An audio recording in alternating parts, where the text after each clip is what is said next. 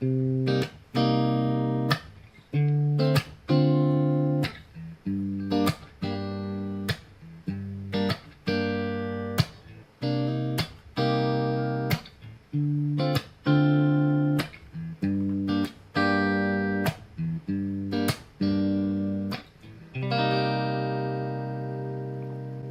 everyone, my name's Billy from Piano and Pies. Let's get stuck straight in. So we just have a few chords to get through this song, so let's delve in with the first one, which is a C minor 7 bar chord. And to build that chord, we need a barred finger, which is a flat finger over the bottom 5 strings, so you can not worry about the E string, just all the others. We'll need your ring finger on fret 5 of the D string, and then your middle finger on 3 of the B string. I'm going to talk about the strumming and structure afterwards. However, let's get through the other 2 chords we need for this song, which is the same shape, moved up 1, 2 frets. So we'll call it D minor 7. And the final chord that we need is on the top string, a G minor chord, which is a barred finger from all 6 strings, fret 3, and 5, 5 on the A and D strings. So we have C minor 7, D minor 7, and G minor. Now you'll notice that I'm using my fingers through this. You can get away with using a plectrum, but yeah, it's definitely finger picked on the track, so we're going to try and do the same here. Now what I'm going to do is have my thumb always on whatever the lowest note of the chord is. So in the C minor 7th case, it's the 3 on the A string. And what I'm going to do is play that note, followed by the strings above it. So it's thumb, chord. So after I've played low, high, low, I then have a tap. I then do the same on the D minor 7, and then G.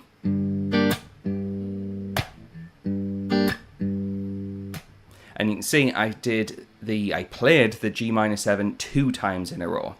Now there is some very subtle variance throughout the song, so what you can do, and again this happens later on, is play low, high, low, and then hit the chord all together.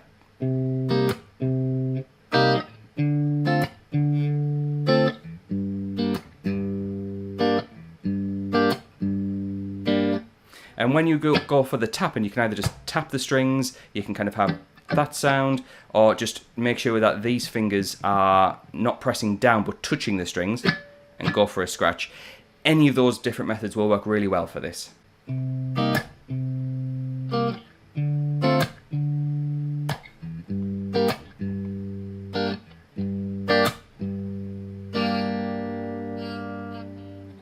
Now it's worth mentioning that if you want the chord chart for this, which has the full structure with every chord you need to get through the song, as well as another sheet with the chords and lyrics matched up, let's say you're singing or playing along and you need to know which chord goes with which lyric, then head on over to Patreon. I've got you covered. For the price of a coffee, you get access to not only this song, but well over 600 songs of all the latest releases over the past few years, including a bunch of songs off Justin Bieber's brand new album. So yeah, feel free to check that out.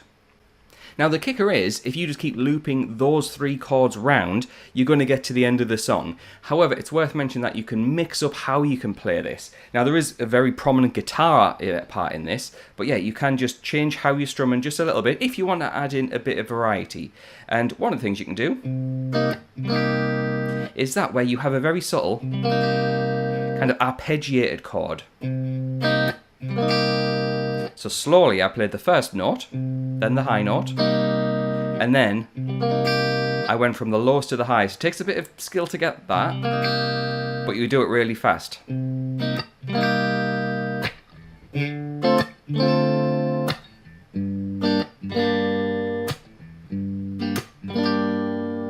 So yeah, that would be a nice little addition just to throw into the mix of how you play this song.